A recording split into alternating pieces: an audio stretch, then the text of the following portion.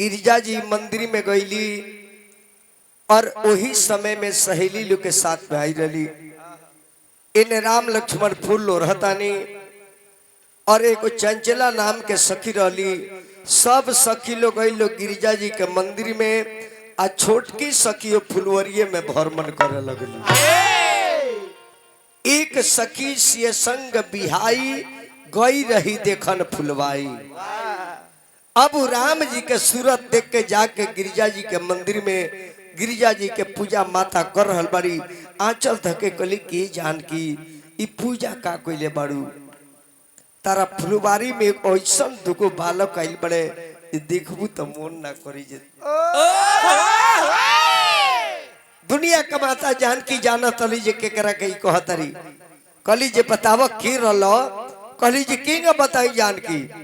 आंख देखले बात तो बोली ना आ मुंह बोला तो देखले नहीं खे। आ हम बरियारी बोल देतानी तो हो सकता कि रूप के बखान में कमी हो जाए।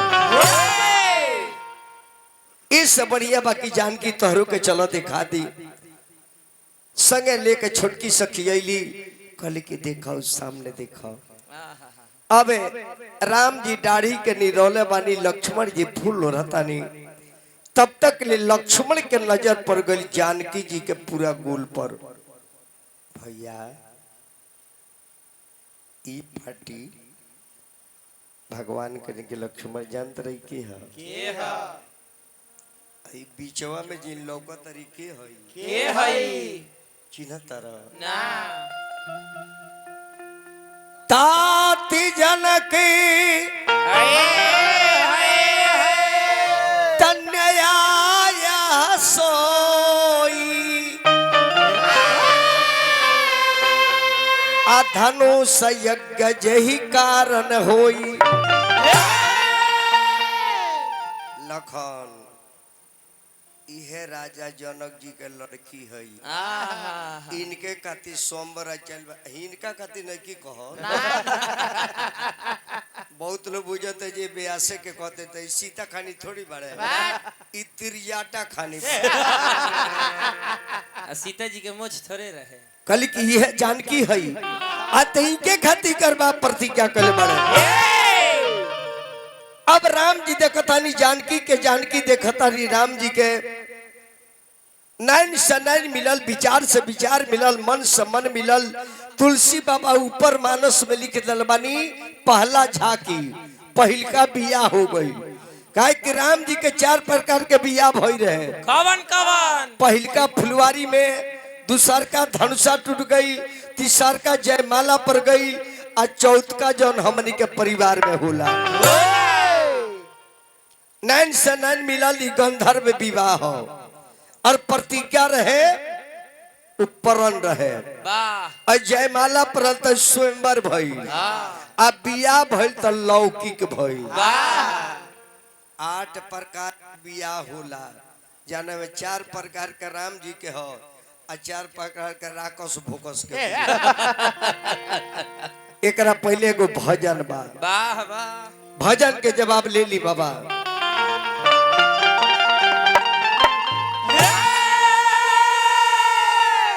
कथा राव रही जी गई भाई 1 मिनट के कथो गल बानी अब भी मतलब के 1 बीघा धो ले ले।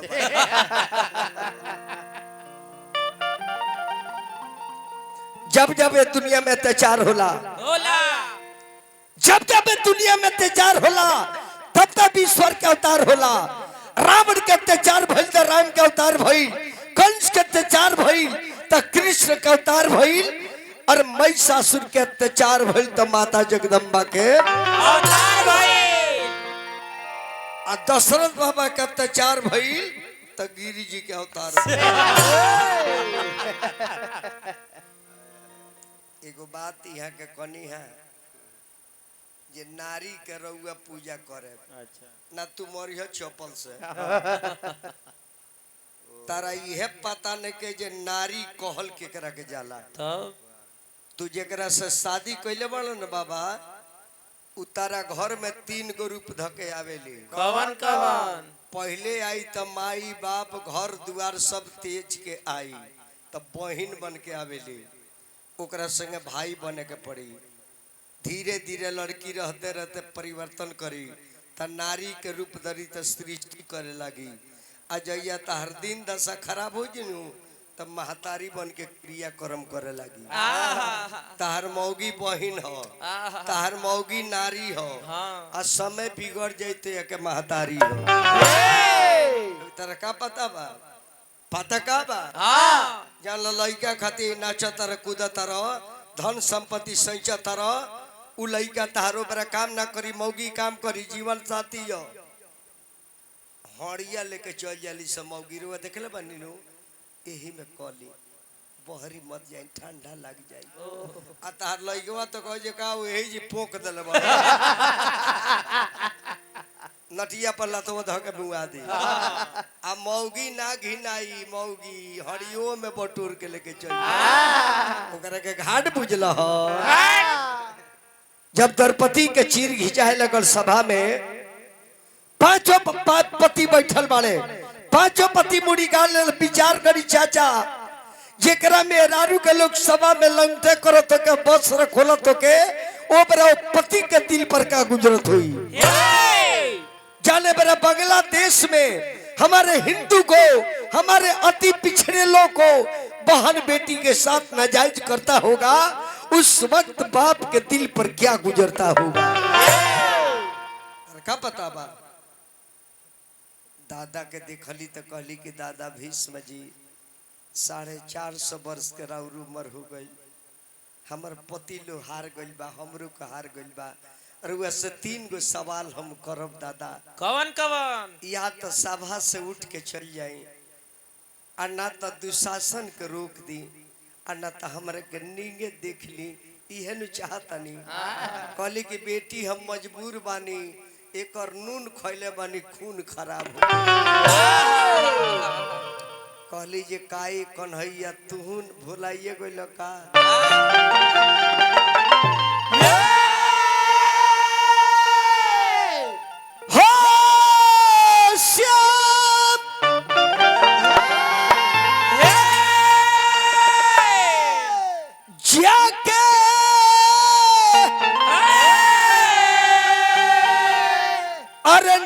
बल के पोछी लिहनी अरे लोरा ए हरी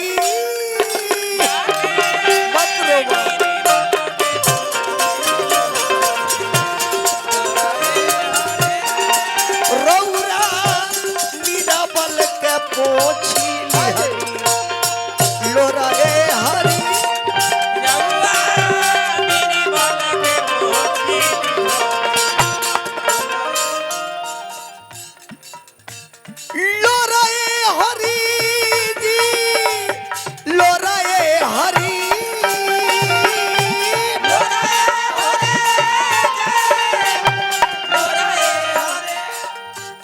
कन्हैया ना रहता तो का हुई। जाके नीरा बल के पोछी लिहन लोरा ए हरी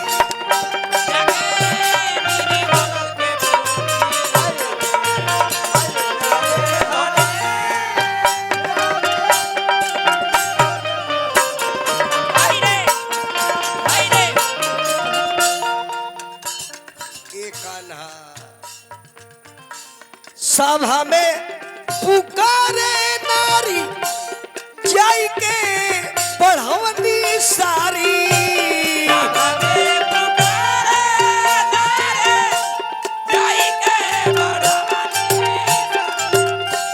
सभा में पुकारे सभा में पुकारे सभा में जाई के पढ़वनी सारी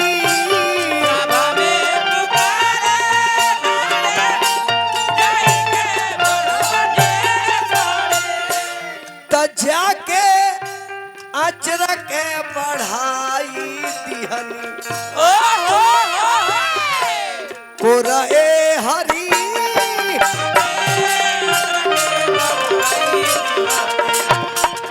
तो रौरा नीरा बल के पोछी लिहन लोरा ए सरपंच साहब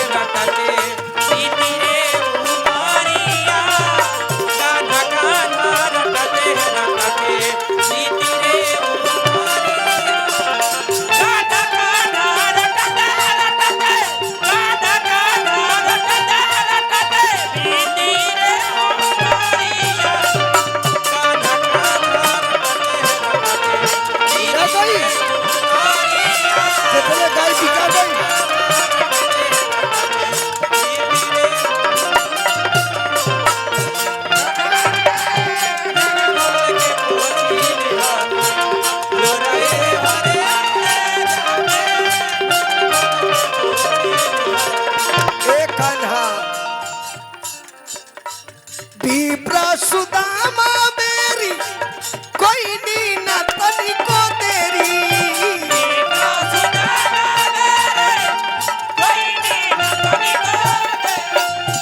विप्र सुदामा बेरी कोई नी न तनिको तेरी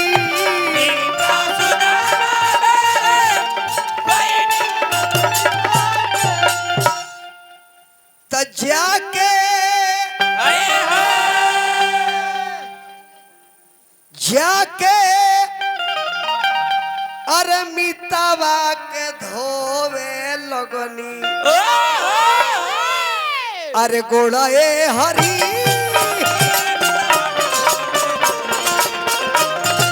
जाके मितावा के धोवे लगनी गोड़ा ए सुदामा जी रौरा निर्बल के पोछी हरी गोड़ा ए हरी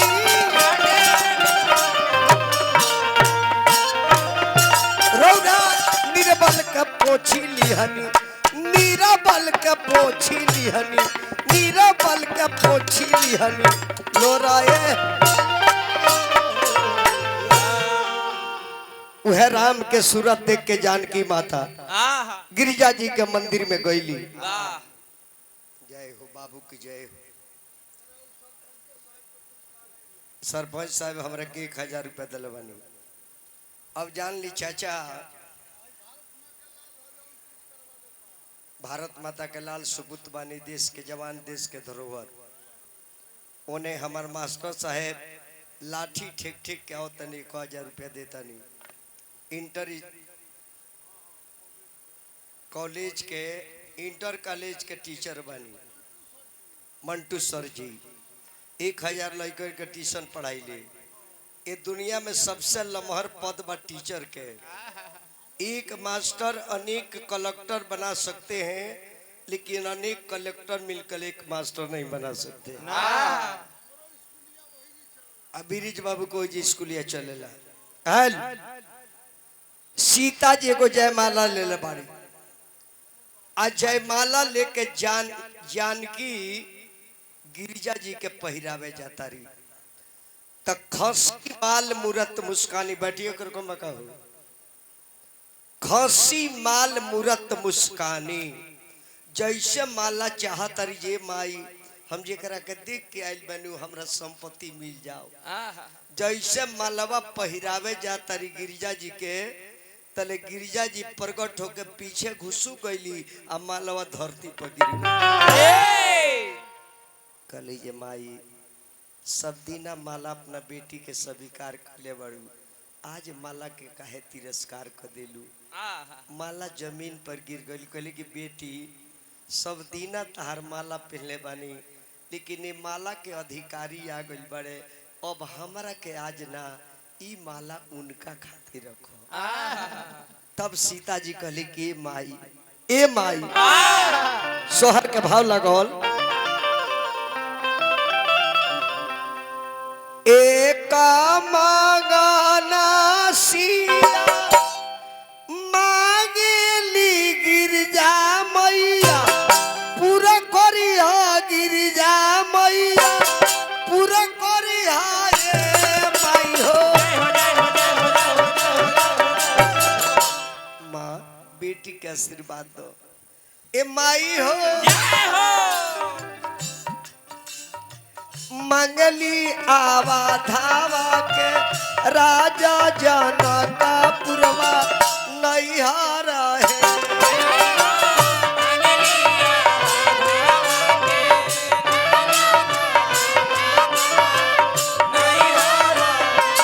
माई हो मंगली आवा धावा के राजा जनका पुरवा नैहारा है।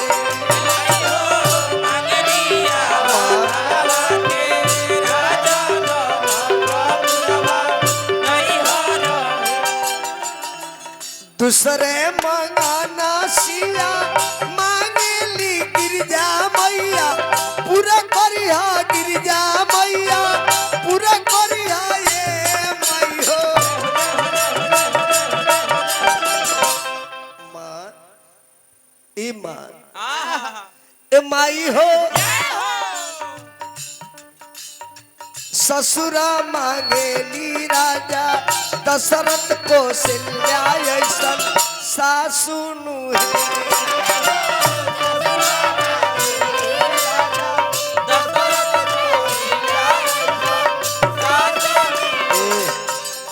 गार्जियन सबके तरफ से बहुत बहुत स्नेह सब करा का प्रणाम बा। ए माई बेटी के अरमान पूरा करो। तीसरे मांगना सिया मांगेली गिरजा मैया पूरा करिहा गिरजा मैया पूरा करिहा ए माई हो।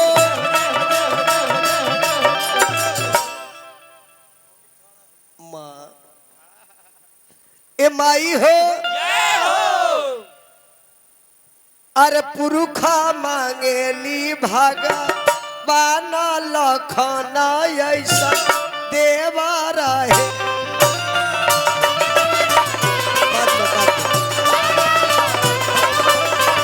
ए माई हो पुरुखा मांगेली भागा बाना लखना ऐसा देवा रहे।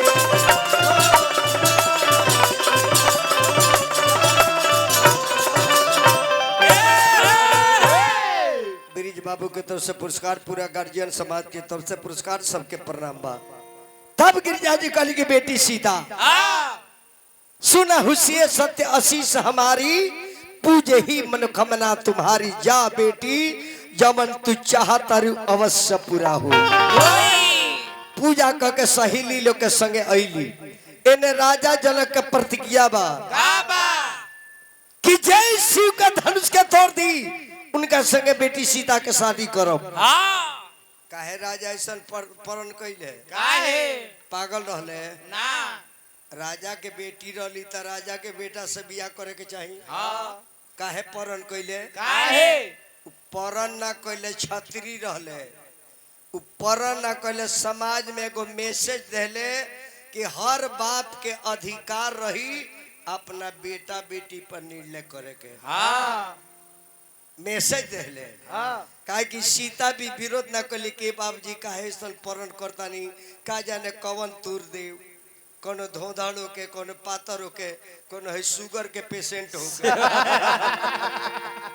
है कोनो दामाला भेटा जा तो सीतो मैसेज देले बाड़ी कि हर बेटी को अपने पिता पर भरोसा करना चाहिए। ऐसे जितना भी बेटी बहन हमार सुनतानी सबसे निवेदन बा माता पिता के गरिमा रखे के बा गांव के गरिमा रखे के बा समाज के गरिमा जात के गरिमा रखे के बा।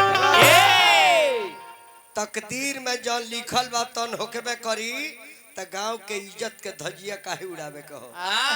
जहाँ जाए के बा बेटी के चलिए जाई तब बेटी कैसन कदम ना उठावे के बेटा कैसन कदम ना उठावे के जाना से गांव के लोग शर्मिंदा हो जाओ।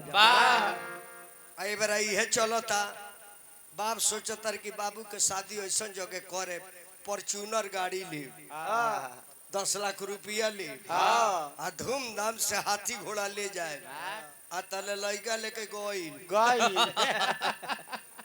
अब इनसे फोन करतर बाबू कहाँ बड़ा दिल्ली बानी कोनो के ले गई बड़ा तो आजा मुअली के मार मरिए तो खोजा तारे सोन तो लड़का कहता जे पापा टेंशन मत लो एगो लाइसेंस ले के आए ओकरा बाद हमर का करी लू कोटवा में लड़के के चढ़ा दी।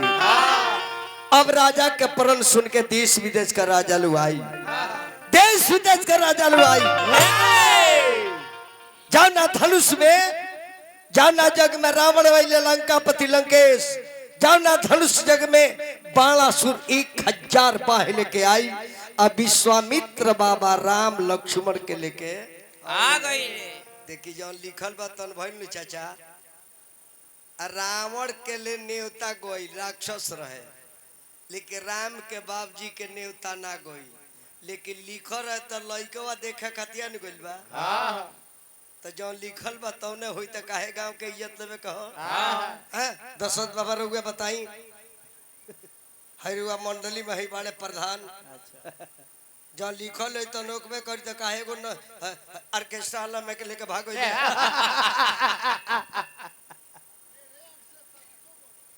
बताओ तो वो पुरपुर के लेके चल गए हाला बा मिथिला में बात के कि आज राजा जनक के प्रतिज्ञा बा अब बेटी सीता के भाग में का लिखल बा चले के देखल जा। अरे हल चाला भाई रे नगरिया राजा जनक दरबार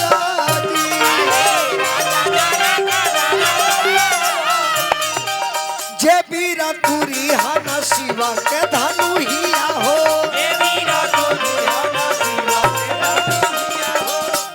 अरे जे बीरावा तुरी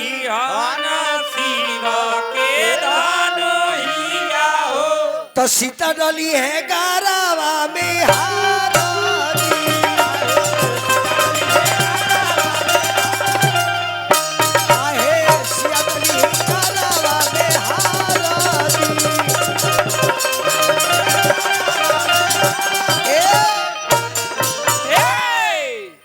सारा राजा आके जगशाला में विराजमान बड़े चाचा लोग, लेकिन विश्वामित्र बाबा राम लक्ष्मण के लेके विश्राम में बड़े। सातानंद बाबा के बोलौनी जनक राजा, उस सातानंद बाबा के रहे अपना बगले के गौतम ऋषि के बेटा जे जनकपुर में जाके उ पुरोहित के काम करत रहे। बताई तो हमार जिला कैसन बा। वही सतानंद बाबा के बुला के कहले कि बाबा सारा राजा लोग आके बैठ गइल बा, विश्वामित्र जी के बुलावल जाओ और संग में दुगो बालक बड़े उहू लोग के ले आवल जाओ। तो गइले गौतम बाबा के लइका हनुमान जी के मामा जी आ कहले जे बाबा गोड़ लागतनी दंडवत बा।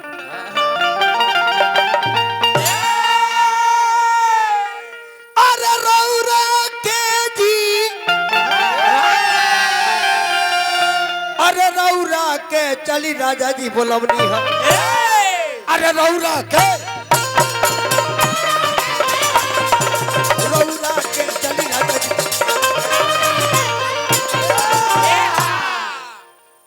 संगमा में ले ला चली दुनुई संगमा में ले ला चली दुनुई धन भाग बाटे। अरे रौरा पौरा के चली राजा जी बोलौनी है। ए बाबा रौरा के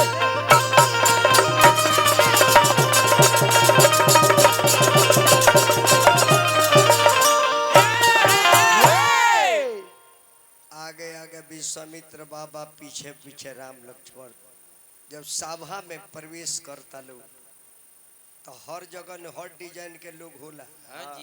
एगो सखी कहतर के सखी राजा जनक अपना प्रतिज्ञा छोड़ दे और मुनि जी के जन चला और संवर को जाते रहे उनकर संगे बाछी के बियाह हो जाते। तो वही में एगो कहते रहे सोगमारी बड़े बड़े ढोल ता टिमकी के मुंह हे तना राजा जहाइल वाले ता ही करा का देखले बड़े रे एगो कहते सकी चाहे जवन कह लेकिन रूप देखौ लइका के।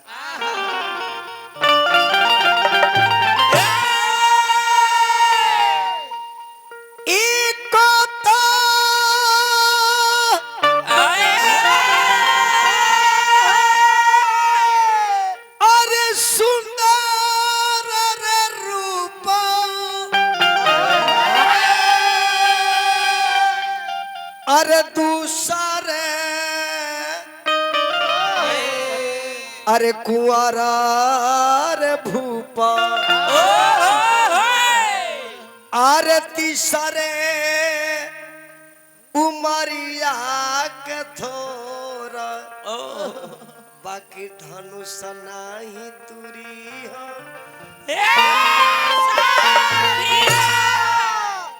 ये बालक से धन सखी ना टूटी बढ़िया के राजा अपन परन के तूर देश आ राजा है में बैठी डलवा दे।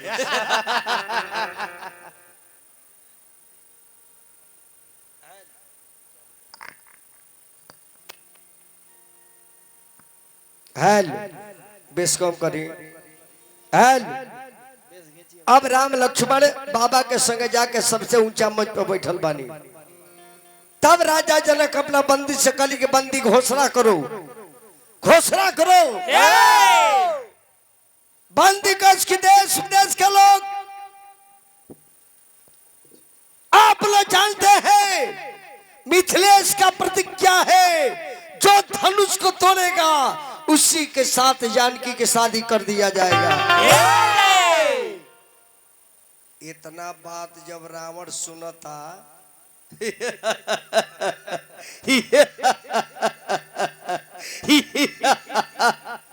राजा जनक तुम्हें पता नहीं है मैं शिव का ओ भक्त हूं, 10 गर्दन काट करके चढ़ा देता हूं और शिव के धनुष के तोड़ने के लिए ऐसा तिलकुट को बुलाए। कहाँ है सीता?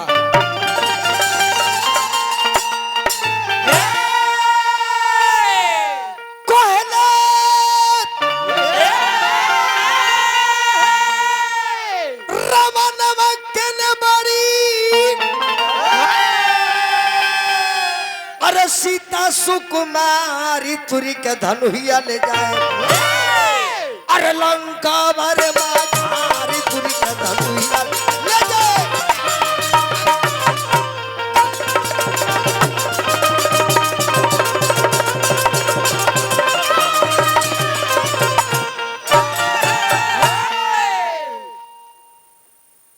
रावण जब चलल लो तो कतना राजा के धोतिए बहेला। कहतले जे भाई दशरथ भाई, हाँ भाई घर चल काहे देखो तरक्की आइल बा। ये हो बूथवे पर ना जेब तो वोट के न देब। और रावण के सामने हमनी के नंबर आई ना। आ रावण जब धनुष के लगे गई त रावण बाण छुआ नहीं चापा।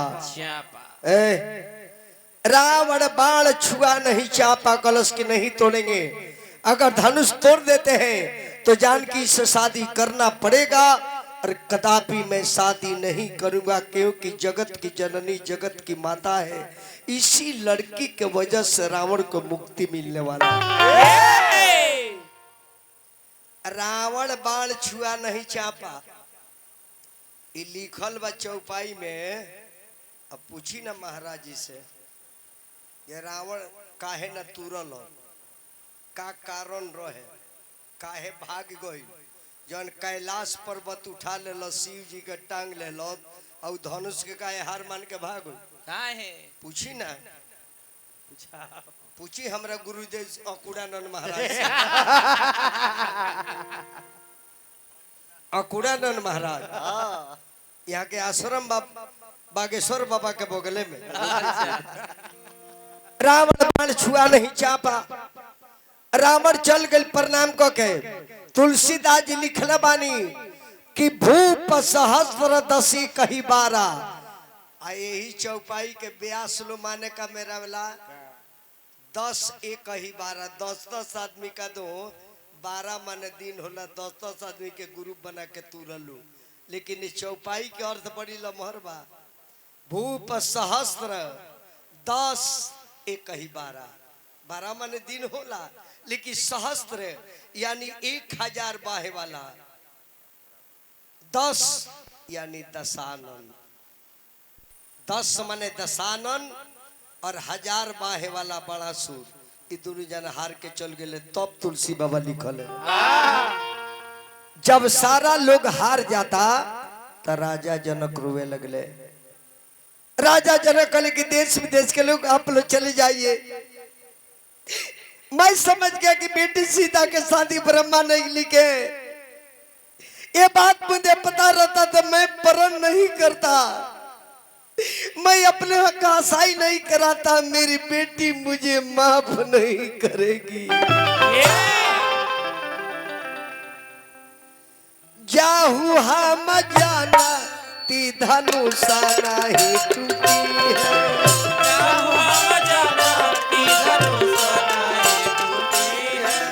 नहीं करती करती ऐसा न परान है, नहीं करती ऐसा ना देश विदेश के नरेश लोग हारी गई देश विदेश सब लोग बैठल मारी मान। उस समाज में क्यों ललकार के बोली तो बर्दाश्त ना हुई।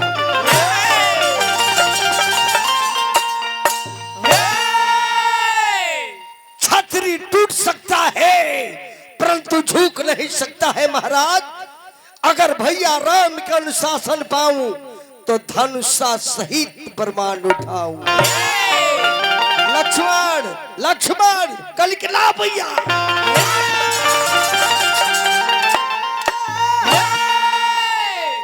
सुन के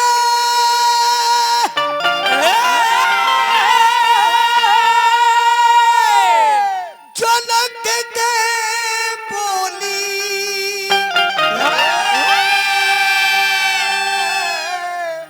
अरे छतरी के लागल रे गोली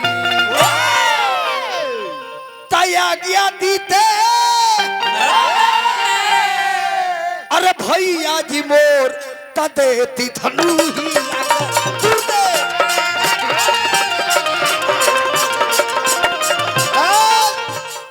जनक बोलला से बोलला राजा फिर नहीं बोली हा ई का कहला राजा।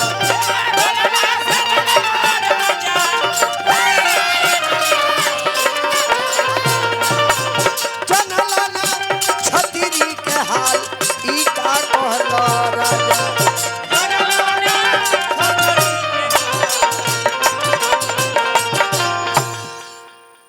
माहौल गर्मा गल चाचा। तब विश्वामित्र जी सारा करने के हे राम ही राघवेंद्र ही अयोध्यापति नरेश के सुपुत्र ही क्षत्रिय वंश के धरोहर शिव के धनुष तोड़ के राजा के प्रण के पूरा कर। भगवान करने की जो आज्ञा गुरुदेव जा रहा हो।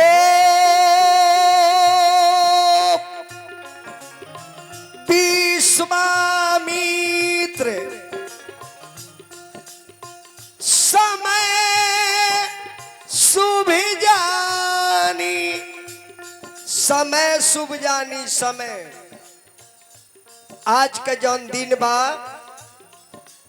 बाबा सोमनाथ बरम बाबा तो आज के दिन भविष्य में ना मिली। आज जौन बीत जाई हमन के जीवन में ई दिनवा ना आई। ए से बेहतर आ जाई ए से खराब आई लेकिन आज अला दिन अब जीवन में नहीं। विश्वामित्र समय शुभ जानी समय कल के हे राम समय आपके पक्ष में चल रहा है। मुहूर्त आपको बुला रहा है। जितने राजा लोग आजमाए हैं समय अच्छा नहीं था, टाइम अच्छा नहीं था। समय ईश्वर का नाम है। टाइम इज मनी समय ही धन है इसलिए समय को इस्तेमाल करें। हो विश्वामित्र समय शुभ जानी बोले अति स्नेह मैं बानी यारा उठा रामी भंजाऊ भव चापा मीठा ताप जगत परि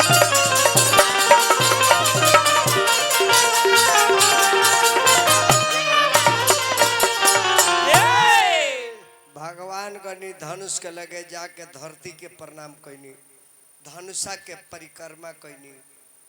बाप महतारी के मने मने प्रणाम कैनी। अपना गुरु जी के प्रणाम कैनी। आ शिव जी से पैरवी करतानी। देखी चाचा लोग सबे हमार बापे माई बाई जा दुनिया के मालिक नारायण जेकरा मर्जी से गो पत्ता डोलेला आ ऊ भगवान जाके पैरवी करता रहे। आ हमन के साधारण आदमी हो के मंदिर में से घंटे खोल लेता संसार के मालिक निवेदन करता रहे केहू के पैरवी करता रहे और हमने के देवता से डराते न कि से घंटी लेके भाग जातन एगो दुर्गा जी के मंदिर में झाल ढोलक धोई रहल लेके भागल बड़ एगो हमरा मीरगंज में दान के पेटी रहल दुर्गा इतर पेटी लेके भागल बड़ राम जानकी मूर्ति राम जानकी के गोबर में हला दिल बड़ रावण निमर है लेकिन है सिरकट्टा निमन है जानी कि ना लो होके कही है कारण बा अल्लो कहेला जे ए लो रहमत जो सीता जी राम जी के देखली त नारायण पैरवी करता रे महादेव से और माता पैरवी करता रही आदित्यनाथ से सूर्य भगवान से ये सूर्य भगवान जरते उगिले जरते डूबिले अगर धनसा नहीं टूटत ये लड़की जात के दुनिया का कही हमरा बाप के कितना अपमानित कल जाई ये नगर के लोग का कही लोग कहिए कैसन बेटी बिया कि ना टूटता ना केहू से कर बिया होता सीता रो रो के पैरवी करे लगली अरे उगाले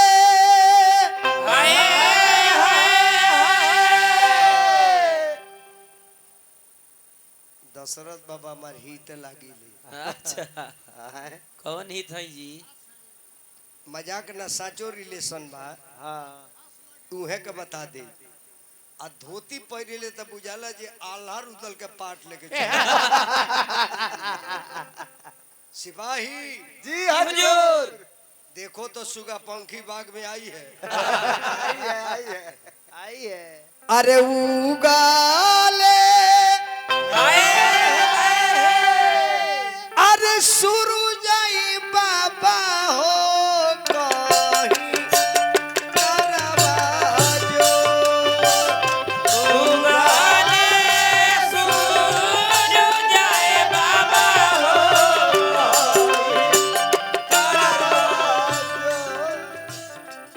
मास्टर साहब इंटर कॉलेज के टीचर बानी 1000 लड़का के ट्यूशन कराई ले दुनिया में सबसे उत्तम काम रौरे करी ले शिक्षा देला ऐसा दुनिया में कुछ बाना शिक्षा है तो भिक्षा मांगने की कोई जरूरत नहीं देखी तो कितना प्रेमी बानी राबूरी उगल के बाबा हो खेला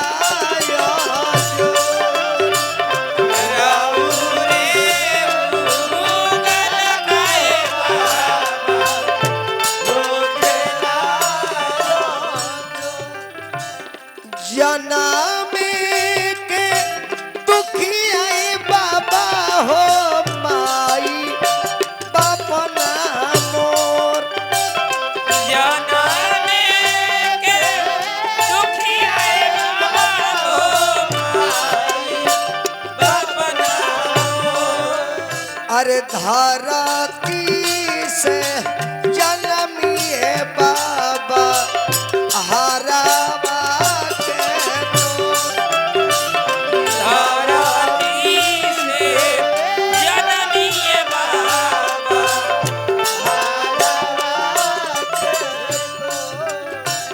ऐसन बलवा अरे दीते बाबा धनुहिया दीते तो ऐसन जीते बाबा हो राम जी के संगवाए बाबा नाता अब जान जाई जे ना के धनुषा उठावल देखता जगह बिजली तड़केला ना धनुषा उठावल के देखता आ ना के छुअल देखता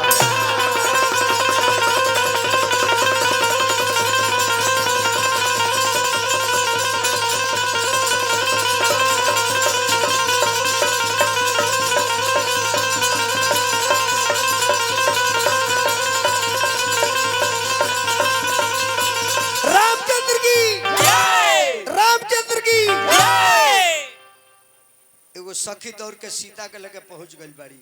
सीता बोल का देखले बड़ू? सीता अरे बोल सखी का देखले बड़ू? अरे बोल ना सखी का देखले बड़ू? अरे बोल।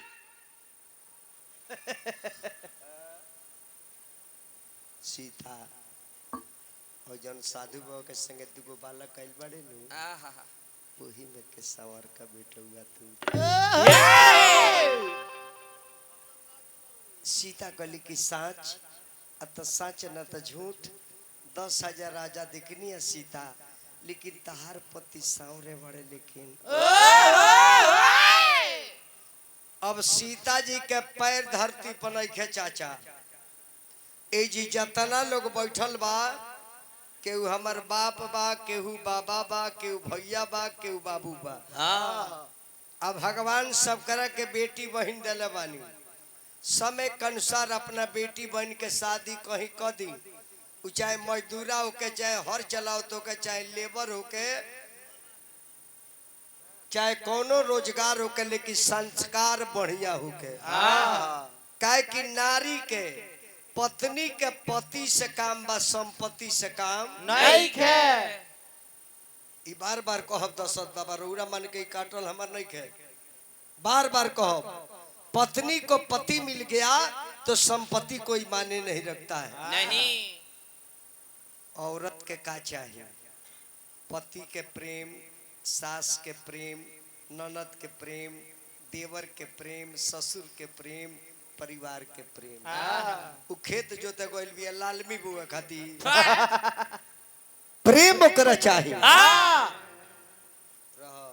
जब भी घर में जाई दशरथ बरुआ सुनी जब भी घर में जाई तो मेहरारू से निमन बोली सुन तारू का कहतनी बोली ना चाय बना देबू का कहे कि चाय का बोलेला अब पकौड़ी न बना दे कहे बेगो तो करी दुगो कप अतः मुहवा निमन बा तब अगर किचन में मेरा रू खाना बनाती है पसीना से भीज गल बिया परेशान बिया किचन में रुआ ढुक जाई आजमाई हम कहता नहीं तो किचन में ढुक जाई काहू इतना मेहनत कैले के कौन जरूरत बा बहरी निकलो पंखा तर चलो तार के नींबू वाला चाय बना के हम देता नहीं। ई बात सुनी मेहरारू तो पसीना सब खत्म बा कह अरे हमार करे जाऊ हमार हारानी छोड़ी अपन परेशानी बताई ना। हाय हाय मुअन बुझता इनकरे सब मरद बड़ सजाता रे घरवा में जाता रे सन तो मौगी जनतन का कहत रे सो का सुनता रे अरे कुत्ता ही कौन बोली अरे अपने जीवन साथी को निरादर करना कहाँ का सभ्यता है अपने धर्म पत्नी को अपमान करना कहाँ का नियम है। सुनता रे आ कहीं निकल के कह दे का कहता रे भाई मारा मारी ऐसे मेहरारू के इज्जत करी ना तो ओकर एसी लॉक खैले बन कि ना जहाँ मेहरारू को अशुद्ध बोला नी आगे तीन बेलना जमारी तो गैसे ना बोल काहे एसी लॉक ना हो ई पेंटअप डी ना हो मेहरारू के बेलना डी ना तो 10 महला बनवा दी पटना में एगो 10 तल्ला बनवा दी और डाइनिंग हॉल में पूरी तरकारी बना के जोहत के जब दशरथ बाबा आवेले आ तले चलल बड़े गाड़खा से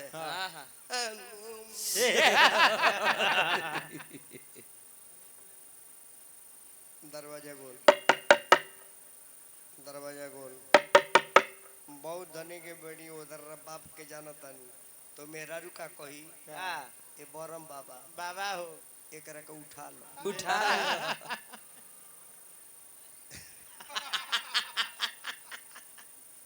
चाचा लेके रहुआ बड़ी लयदार बानी आ रहुआ मुहम्मद से रहुआ ना बोलनी है बरम बाबा बोले बड़े इहे मांगा रवा है दादा चौहान के कहनी जे भैया रे जोंडिस भइल बा कुछ गरम मसाला मत खा तो अंतिम में दुकान बता दलस कि रोज कबूतर खा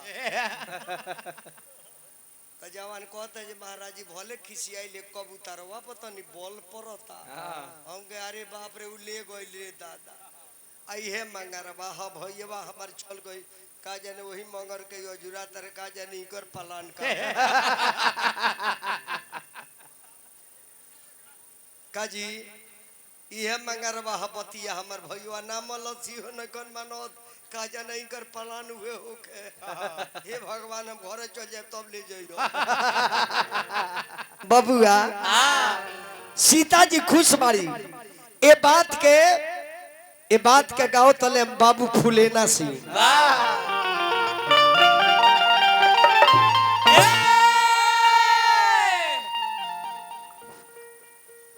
ओढ़ी के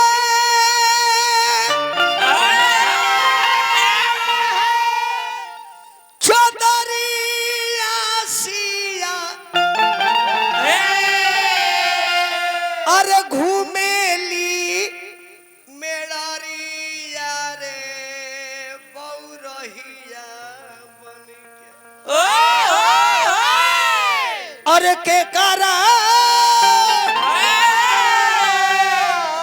अरे गले में डाली हार सखी लोग कहता कि सीता पगला गलू का पहिरा बसिया जी आय अपन पिया जी के माला देहो माय कवा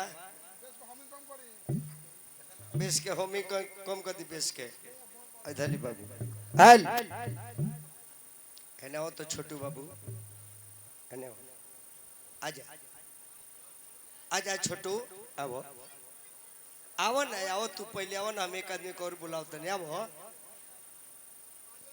आज जान ली हो केहू मंच पर बुलावे तो सट दे चढ़ जाई हो केहू जाना तो बाबा के कृपा हो जाए तो तू काल का बन सकता रह आज ये मंच पर चढ़बो काल ब्लॉक में जाके झंडा फहराव लगबो परसों प्रखंड में फहराव लगबो अरे तू नरेंद्र मोदी हो सकता केकर बेटा का बनी केहू ने के जानत ना पहिरावसिया जी एगो लइको के भेजी आओ छोटू आओ तारे हमर संग हतिया बाड़े न चप्पल है जी निकाल दी भगवान के चप्पल के मत चोराई ना तो ओकरा गोड़ में खुजली हो जाई खाली पेन के उतर जाए के होई हाँ तो तू यह सिखब का नाम है मुरारी सिंह मुरारी जय हो अरे का जाने का बन के आइल बड़ा ये दादा अरे मजा के भेटा जाई तो तहिलो से संगतवा छूट जाई अब पापा जी का नाम परमेंद्र सिंह श्री परमेंद्र सिंह श्री परमेंद्र मम्मी के नाम उमा देवी उमा अरे बाप रे बाप श्री हरि शरणम अरे इकर नाम बा मुरारी माई के नाम उमा बाई दादा अपन नाम सर आदित्य गुंड अजीत आदित्य पापा जी का नाम गुड्डू गुण तब तो हमारे खानदाने हुआ तब तो हम गुणे के चेला हैं आ मम्मी के नाम गुड़ियावा का लड़का तू ही हुआ तार माई एजियल बनी नखे आई गुड़ियावा रेसो कमारी गुड़ियावा बेटा के बियाह में मन छिनिए तार पता नहीं खे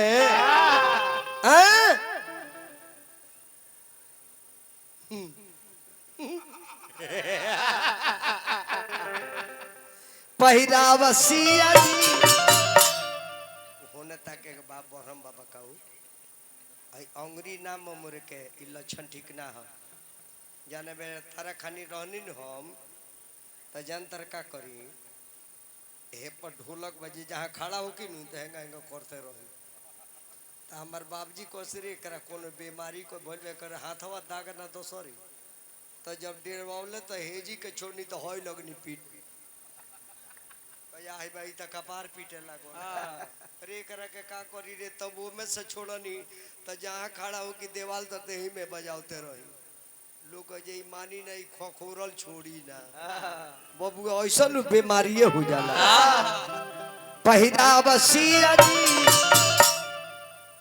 होने तक एक बार कहो दो अब चलो अपना पति के गला में माला डालो। तने माथा झुका ल देश विदेश के राजा लु आइल बा आ वही में एगो हमर हित राजा आइल बड़े तते एगो लाल पियर धरजे लग जागो धान बानी ये पहुना जाए तारा माई के फट लइकवा के काहे गरिया तनी जी। अच्छा गरियौनी है मिथिला के सकीलो कल की पहुना रौरो भागे बा खीर खा के रौ माई ऐसन बेटा जन्मली तो देह से कैसन जन्मई है पूरा निहरो रहे के बाद हम कुछ पूछे तो रउआ कहे जे का तब माने जो ओरिजिनल हमार खानदान हुआ जितना पर हम बोले बोलते पर तू कहियो खाली जे का ए सीता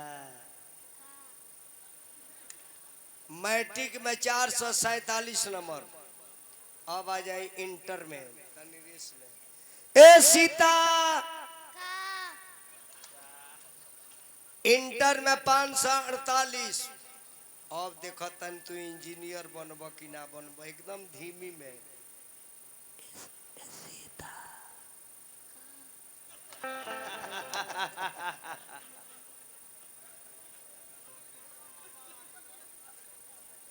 हे बरहम बाबा ए लड़का लोग के नीमन कोनो नौकरी दे दे इहर हुआ से भीख मांगता हमरा के भीख मांगा बना के भले राखी सिवान जिला के लड़का लोग के महान बना दे पहिराव सिया जी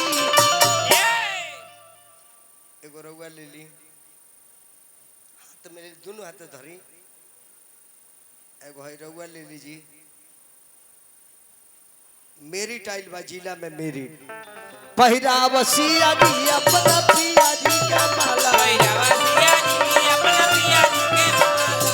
गाला में माला डाली कर पर नमावा अजुआ से हो गई नी तोहरो सजनवा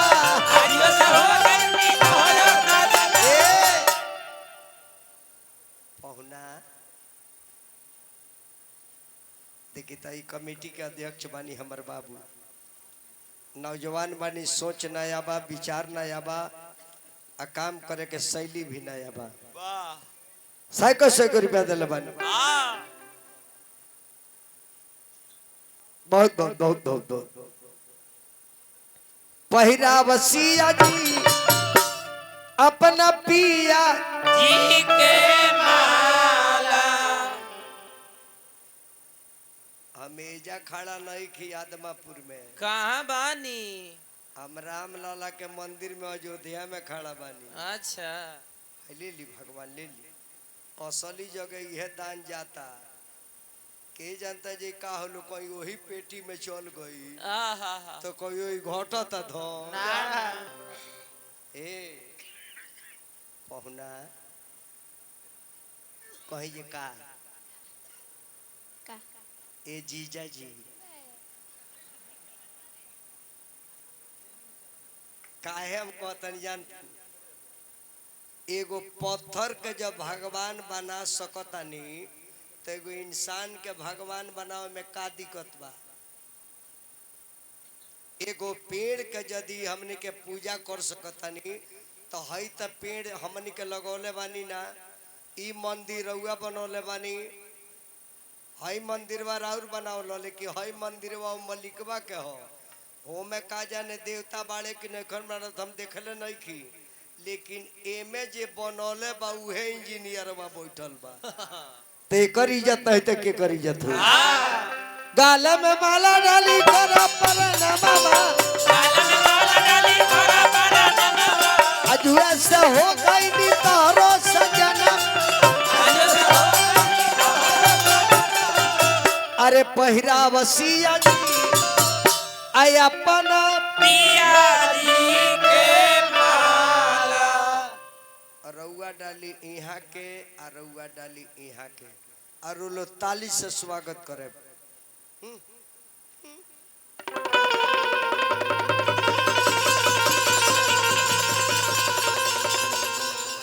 अरे काका नामा से फूल बारिश रहो रे का भइल आई सीता जी के बियाह है बोही बोही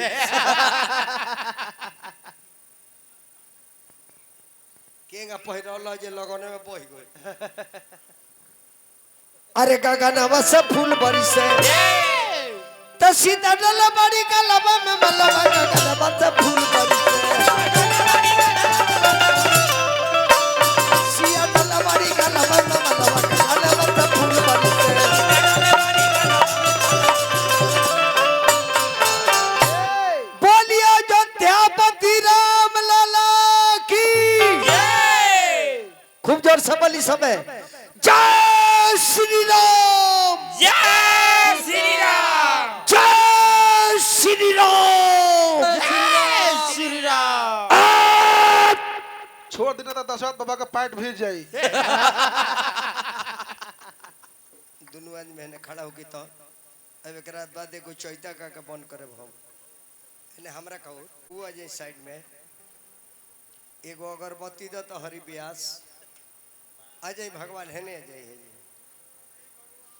मालवा पहन ली अच्छा एगो बात जान ली लो पहले ई नहीं के सोचे के जब हम गिरी बाबा हई भगवान के आगे गिरी फिरी माने कुछ ना होला और आगे आई हम आरती उतारे आ गोड़ पर गिरे आ जेकरा गोड़ पर गिरे वो अपन हाथ हमरा मुड़ी पर धरी कहीं मजा के उनके धरा गई बबुआ ए शूटर उतार सखिया हो उतार सखिया ए उतार सखिया हो उतार सखिया आजा रघुबर की आरती उतार आजा रघुबर की आरती ए उतार सखिया हो उतार सखिया आजा सिया जी की आरती उतार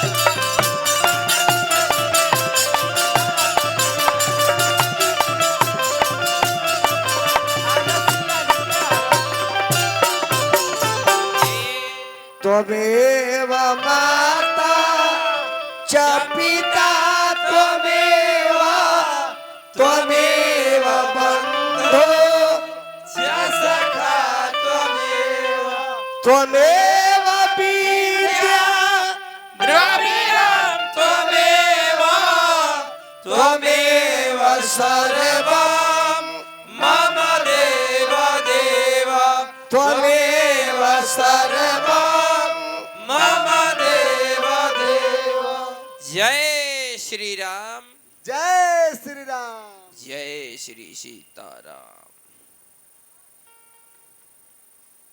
बोलिए अयोध्यापति राम लला की जय माता जनक नंदनी की जय दोनों आदमी के घर यही जिन हो आदमापुर तब आदमापुर नहीं के रहेगा हमरा घरे चले के बा हमरा पूजा ला घर में ही खड़ा रहे बोलो हमने के दोनों प्राणी जाएब सन आरती उतारेब सन भोग लगाएब सन प्रसादी खाएब सन दशरथू बाबा के प्रसादी बांटेब सन मंदिर में चली चली चली मंदिर में चली भीतर ही चली चली बाप रे बाप हमरा दूगो लड़कन के जरूरत न रहल महाराज